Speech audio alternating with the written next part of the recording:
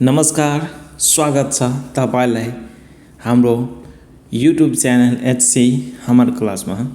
साथीहरू, तपाईहरू पक्कै स्मार्टफोन चलाइराख्नु भएको होला र त्यसमा भएका फिचरहरू अवश्य युज गर्दै हुनुहोला। र आज यो भिडियोमा रहेर तपाईलाई हाम्रो मोबाइलमा रहेको नोट्स, यो डायरी जस्तो सफ्टवेयरमा हामीले युज गर्न सकिने केका लागि यो विषयमा तपाईलाई बताउने छु र कसरी त्यो हेर्नु होला। अब भिडियो सुरु गरौँ।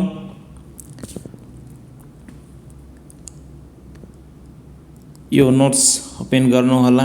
कुनै मोबाइलमा मेमो भनेर लेखेको हुन्छ, कुनैमा नोट्स। यसरी ओपन गरिसकेर यो प्लस आइकनमा जानु होला। अब यहाँ तपाईहरू लेख्नुहोस् केका लागि, जस्तै अब बजार जानु भयो सामान खरिद गर्नको लागि हैन, त्यस्तै कुनै मिटिङ छ त्यसको लागि।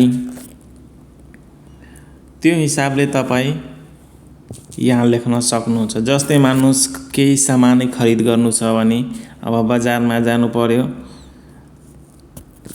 जस्तै एप्पल हैन, यसरी तपाई लिस्ट बनाउन सक्नुहुन्छ।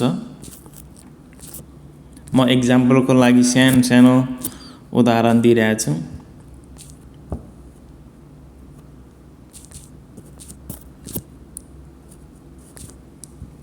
यसरी यो सामानको लागि भएको। अनि त्यसपछि हाम्रो कुनै ठाउँमा जाँदाखेरि, घुम्न जाँदाखेरि यसो कुनै साथीहरू भेटायो भने उहाँहरूले कुनै काम अथवा सेमिनारहरू छ, मिटिङ छ, त्यसमा तपाईलाई बोलाउनु भयो भने त्यतिखेर तपाईलाई यसरी युज गर्न सक्नुहुन्छ। यसमा उहाँको नाम हैन, त्यसपछि तपाईले यहाँ उसको कुन मितिमा गर्दैछ डेट लेखेर राख्नुहोस् हैन। त्यसपछि उहाँको एड्रेस कुन ठाउँमा गर्दैछ त्यो नोट गरेर राख्न सक्नुहुन्छ यसरी।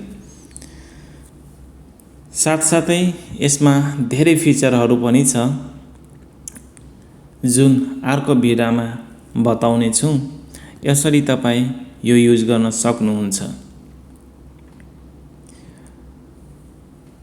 आजको यो भिडियोमा यति नै। अर्को भिडियो लिएर पुनः उपस्थित हुनेछौँ। तबसम्मको लागि धन्यवाद। नमस्ते, नमस्कार।